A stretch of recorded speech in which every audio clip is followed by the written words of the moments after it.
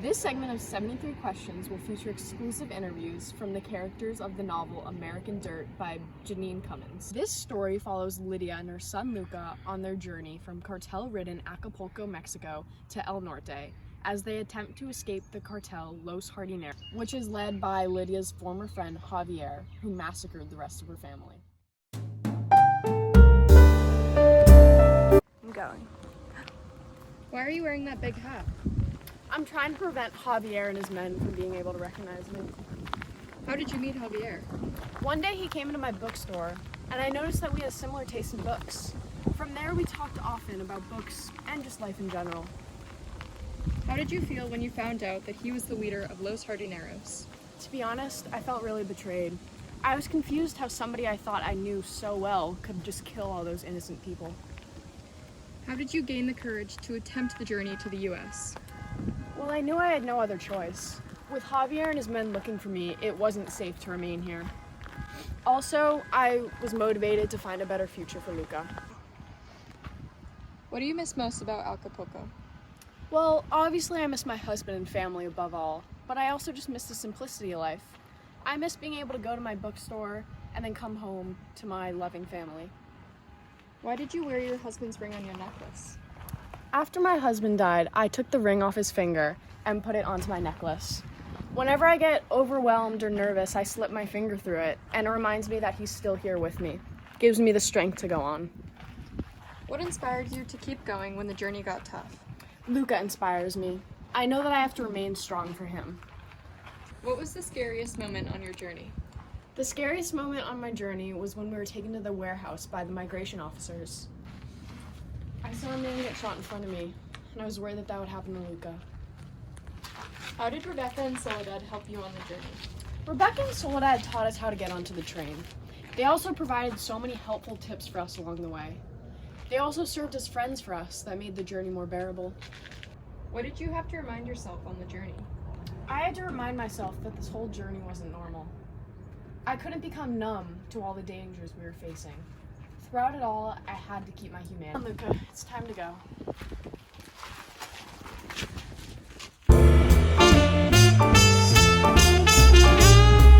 Luca, how old were you when you traveled to the U.S.? I was 8 years old. What was so special about the Yankees hat you always wear? It was my dad's. I found it in the back of his car when my mom and I were escaping the crime scene. What inspired your love for geography? I always loved flipping through the map books in my mom's library. What was it like jumping onto the train? This was a really scary experience because you couldn't really think about what you were doing. You kind of just had to jump and hope you made it on. What did you do to console yourself and your mother when times were tough? Early on, I realized that without my poppy, I needed to step up and start helping my mother. So whenever I found my mommy having trouble with decisions, I always tried to help put our location and journey into perspective for her. What are you most excited to do when you get to the United States? Compete in the geography V! So, Javier, what led you to being involved in the cartel? It wasn't really intentional. I was just looking for money and ended up in the right place at the right time. I see. Do you think Los Jardineros makes Acapulco safer? Yes, by taking down the surrounding cartels and now being unopposed in our reign, we have made the city less violent. We even support community institutions like donating to schools. We know about your relationship with bookstore owner Lydia. Why did you visit her bookstore in the first place?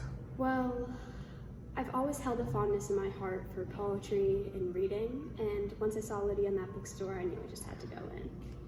Welcome to my drug ring. Thank you so much for having us.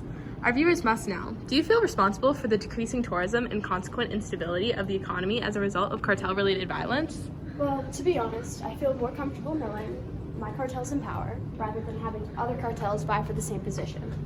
My reign as La Lechuza has brought an unprecedented and unparalleled amount of stability to Acapulco. It's not really my fault if tourists aren't coming. So, what did you want to get out of killing Lydia's family? Well, I felt that there was a level of retribution that needed to be exacted after Marta, and I also feel like being in the same situation would bring us closer together. Oh, that makes sense. What would you do if you weren't La Lechuza? I would pursue my passion of poetry. It's always been on my mind, and hopefully I can do it with the queen of my soul, Lydia. Javier, did you send Lorenzo, a former member of Los Jardineros, to follow Lydia in her escape to El Norte? I sent out a press release to every member of Los Jardineros. Lorenzo just happened to be the first one to discover them. I see. Javier, who's your favorite person in the world? My daughter Marta. She is my star, my queen, the only person who truly understood me. I miss her so much. I see. And did you want to be with Lydia? She is the queen of my soul, so of course I did. So here we are with a jackal. So, what is a coyote by definition? A coyote is someone who brings migrants from Mexico to the U.S. Here, follow me. We all have special knowledge about the terrain and routes to avoid Border Patrol during the journey. Dude, how'd you get into being a coyote? I got into being a coyote because, I've always loved the outdoors and kind of being by myself. I'm kind of like a lone wolf in that way. Interesting. What do you like about your job? I've always loved hiking and found peace in the outdoors, and it's really like liberating, getting people to freedom, and it feels like I'm like giving back. Where did your nickname come from? My family had a dog that we called the Jackal, and I just loved it so much that they used to call me a mother of the Jackal, and that eventually just got shortened to the Jackal. Okay, thanks for all your questions. Yeah. We're just about to like journey north right now, so come on guys, follow me. Come on.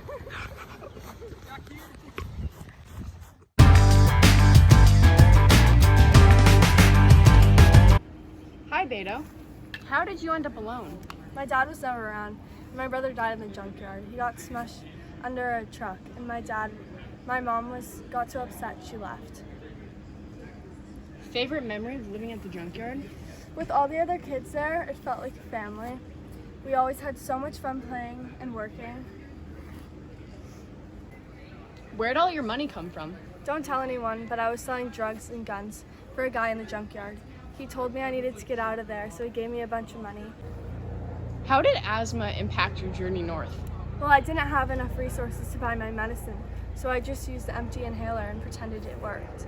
However, the constant coughing caused me to feel weak during my journey.